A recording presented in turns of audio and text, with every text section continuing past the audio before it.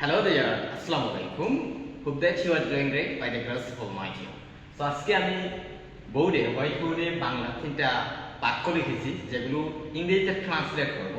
Having a hard time, মনে রাখতে হবে হ্যাভিং আ হার্ড টাইম মানে হচ্ছে কারো কাছে কোনো কিছু কঠিন মনে হয়।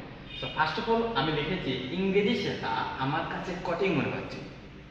এরকম বাক্যগুলো আমরা কিভাবে ইংরেজিতে বলবো?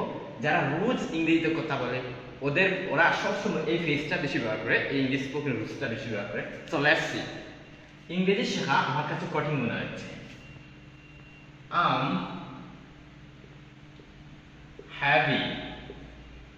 having a hard time. I'm having a hard time learning English. I'm having a hard time learning English. ইংরেজি শেখা আমার কাছে কঠিন মনে হচ্ছে।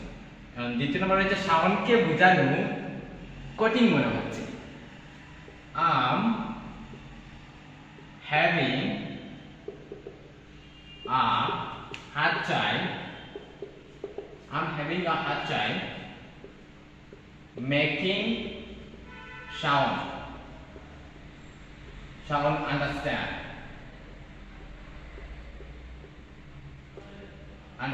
I'm having a hard time making Shaun understand. শাওনকে বোঝানো আমার কাছে কঠিন মনে হচ্ছে। তোমাকে বোঝানো আমার কাছে কঠিন মনে হচ্ছে। I'm having a hard time making you understand. তোমাদেরকে ইংরেজি শেখানো কঠিন মনে হচ্ছে। So let's see. তোমাদেরকে ইংলিশ শেখানো কঠিন মনে হচ্ছে, এখানে সাবজেক্ট উল্লেখ না, কিন্তু এখানে যদি আমার তোমাদেরকে ইংলিশ শেখানো কঠিন মনে হচ্ছে, I'm having a hard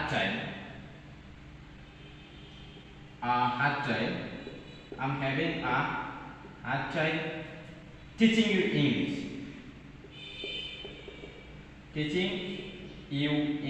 তোমাদেরকে ইংরেজি শেখানো কঠিন মনে হচ্ছে। ইউটা তোমরা সবার ক্ষেত্রে ব্যবহার করো। তোমাদেরকে ইংলিশ শেখানো কঠিন মনে হচ্ছে। এখন যদি বলি ওদেরকে বোঝানো কঠিন মনে হচ্ছে, I'm having a hard time making them understand. আমার ইংরেজি শেখা কঠিন মনে হচ্ছে। I'm having a hard time learning English. So thank you all of you, those who have watched this video. If you think that this video will help you, definitely you can share with your friends.